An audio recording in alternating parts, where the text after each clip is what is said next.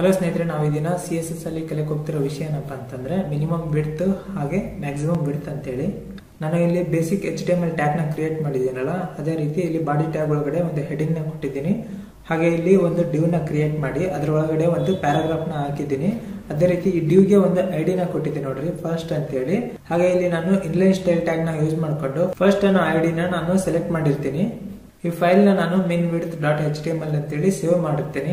ಮೊದಲು ನಾನು ಈ ಡಿವ್ ಗೆ ಬಾರ್ಡರ್ ನ ಕ್ರಿಯೇಟ್ ಮಾಡ್ತೀನಿ. ಇಲ್ಲಿ ಬಾರ್ಡರ್ 3px ಸಾಲಿಡ್ ಬ್ಲೂ ಅಂತೇಳಿ ಕೊಟ್ಟಿರ್ತೀನಿ. ಹಾಗೆ ಈ ಫೈಲ್ ನ ಸೇವ್ ಮಾಡಿ ಈ ಫೋಲ್ಡರ್ ಒಳಗಡೆ ಈ ಫೈಲ್ ನ ಓಪನ್ ಮಾಡಿದ್ರೆ ಇಲ್ಲಿ ನೋಡ್ತಿರ್ಬೋದು ನೀವು, ಮೇಲ್ಗಡೆ ಒಂದು ಹೆಡಿಂಗ್ ಬಂದಿದೆ. ಅದೇ ರೀತಿ ಇಲ್ಲಿ ಡಿವ್ ನ ಕ್ರಿಯೇಟ್ ಮಾಡಿದೀವಲ್ಲ, ಈ ಡಿವ್ ಗೆ ಒಂದು ಬಾರ್ಡರ್ ಅನ್ನೋದು ಕ್ರಿಯೇಟ್ ಆಗಿದೆ.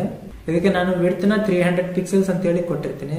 ಅಂದ್ರೆ ಈ ಡಿವ್ದು ವಿಡ್ತ್ ಅನ್ನೋದು 300 ಪಿಕ್ಸೆಲ್ಸ್ ಅಷ್ಟು ಮಾತ್ರ ಅಗಲವಾಗಿ ಡಿಸ್ಪ್ಲೇ ಆಗ್ಬೇಕಂತೇಳಿ ನಾನು ಕೊಟ್ಟಿರ್ತೀನಿ. ಈ ಫೈಲ್ ನ ಸೇವ್ ಮಾಡಿ ಇಲ್ಲಿ ರಿಫ್ರೆಶ್ ಮಾಡಿದ್ರೆ ಇಲ್ಲಿ ನೋಡ್ತಿರ್ಬೋದು ನೀವು, ಈ ಕಂಟೆಂಟ್ ಡಿವ್ ವಿಡ್ತ್ ಅನ್ನೋದು 300 ಪಿಕ್ಸೆಲ್ಸ್ ಅಷ್ಟು ಬಂದಿದೆ. ಹಾಗೆ ನಾನು ಈ ಫೋಲ್ಡರ್ ಒಳಗಡೆ ಒಂದು ಇಮೇಜ್ ಫೈಲ್ ನ ಹಾಕಿದ್ದೀನಲ್ಲ, ಈ ಇಮೇಜ್ ಫೈಲ್ ಅನ್ನೋದು ಈ ಡಿವ್ ಒಳಗಡೆ ಡಿಸ್ಪ್ಲೇ ಆಗ್ಬೇಕು ಅಂತಂದ್ರೆ ನಾನು ಇಲ್ಲಿ img ಟ್ಯಾಗ್ ನ ಹಾಕ್ತೀನಿ ನೋಡ್ರಿ. img src ಇಮೇಜ್ ನೇಮ್ ಏನಿದೆಯಲ್ಲ img.jpg ಅಂತ ಹೇಳಿ ಹಾಕಿರ್ತೀನಿ. ಈ ಫೈಲ್ ನ ಸೇವ್ ಮಾಡಿ ಬಂದು ರಿಫ್ರೆಶ್ ಮಾಡ್ತೀನಿ. ಇಲ್ಲಿ ನೋಡ್ತಿರ್ಬೋದು ನೀವು, ಈ ಡಿವ್ ಒಳಗಡೆ ಒಂದು ಇಮೇಜ್ ಬಂದಿದೆ. ಆದ್ರೆ ಈ ಇಮೇಜ್ ವಿಡ್ತ್ ಸೈಜ್ ಅನ್ನೋದು ದೊಡ್ಡದಾಗಿದ್ದು, ನಾವು ಇಲ್ಲಿ ಡಿವ್ ಗೆ 300 ಪಿಕ್ಸೆಲ್ಸ್ ಅಷ್ಟು ವಿಡ್ತ್ ಅನ್ನು ಕೊಟ್ಟಿದ್ವಲ್ಲ, ಅದ್ರ ಓವರ್ಫ್ಲೋ ಆಗ್ಬಿಟ್ಟಿದೆ. ಈ ರೀತಿ ಓವರ್ಫ್ಲೋ ಆಗೋದನ್ನ, ಈ ಪ್ರಾಬ್ಲಮ್ ನ ಸಾಲ್ವ್ ಮಾಡ್ಬೇಕಂತೇಳಿ ನಾವು ಮಿನಿಮಮ್ ವಿಡ್ತ್ ಹಾಗೂ ಮ್ಯಾಕ್ಸಿಮಮ್ ವಿಡ್ತ್ ನ ಕೊಡ್ಬೇಕಾಗುತ್ತೆ.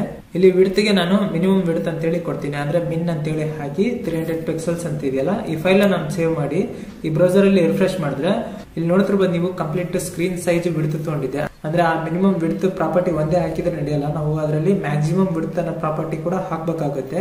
ಹಾಗೆ ಇಲ್ಲಿ ಮ್ಯಾಕ್ಸಿಮಮ್ ವಿಡ್ತ್ 800 ಪಿಕ್ಸೆಲ್ಸ್ ಅಂತ ಹೇಳಿ ಕೊಟ್ಟಿರ್ತೀನಿ. ಹಾಗೆ ಈ ಫೈಲ್ ನ ಸೇವ್ ಮಾಡಿ ಬ್ರೌಸರ್ ಅಲ್ಲಿ ಬಂದು ರಿಫ್ರೆಶ್ ಮಾಡಿದ್ರೆ ಇಲ್ಲಿ ನೋಡ್ತಿರ್ಬೋದು ನೀವು, ಆ ಡಿವ್ ಒಳಗಡೆ ಆ ಇಮೇಜ್ ಅನ್ನೋದು ಕ್ಲಿಯರ್ ಆಗಿ ಬಂದಿದೆ. ಹಾಗೆ ಈ ಇಮೇಜ್ ವಿಡ್ತ್ ಅನ್ನೋದು ಫುಲ್ ಸ್ಕ್ರೀನ್ ಆಗಿ ರೆಸ್ಪಾನ್ಸಿವ್ ಆಗ್ಬೇಕು ಅಂತಂದ್ರೆ ನಾವು ಇಮೇಜ್ ಗೆ ಸ್ಟೈಲ್ ನ ಕೊಡಬೇಕಾಗುತ್ತೆ.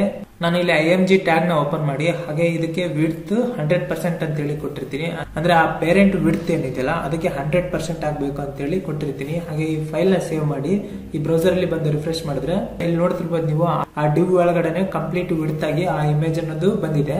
ಹಾಗೆ ನಾವು ಈ ಸ್ಕ್ರೀನ್ ಸೈಜ್ ಅನ್ನೋದು ಎಷ್ಟು ಚಿಕ್ಕದು ಮಾಡ್ತೀವಲ್ಲ ಅಷ್ಟು ಆ ಕಂಟೆಂಟ್ ಅನ್ನೋದು ರೆಸ್ಪಾನ್ಸಿವ್ ಆಗಿ ಡಿಸ್ಪ್ಲೇ ಆಗುತ್ತೆ. ಅದೇ ರೀತಿ ಇಲ್ಲಿ 300 ಪಿಕ್ಸೆಲ್ಸ್ ವರೆಗೂ ಮಿನಿಮಮ್ ವಿಡ್ತ್ ಕೊಟ್ಟಿದ್ವಲ್ಲ, 300 ಪಿಕ್ಸೆಲ್ಸ್ ವರೆಗೂ ಮಾತ್ರ ಅದು ಶೋ ಆಗುತ್ತೆ. ಸರಿ ಸ್ನೇಹಿತರೆ, ನಿಮ್ಗೆ ಈ ಮಿನಿಮಮ್ ವಿಡ್ತ್ ಹಾಗೆ ಮ್ಯಾಕ್ಸಿಮಮ್ ವಿಡ್ತ್ ಅನ್ನೋದು ಕಾನ್ಸೆಪ್ಟ್ ಕ್ಲಿಯರ್ ಆಗಿದೆ ಅನ್ಕೋತೀನಿ. ಈ ವಿಡಿಯೋ ನಿಮ್ಗೆ ಇಷ್ಟ ಆಗಿದ್ರೆ ಲೈಕ್ ಮಾಡಿ, ಹಾಗೂ ನಾನು ಮುಂದಿನ ವಿಡಿಯೋದಲ್ಲಿ ಬರ್ತೀನಿ ಸ್ನೇಹಿತರೆ. Thank you very much.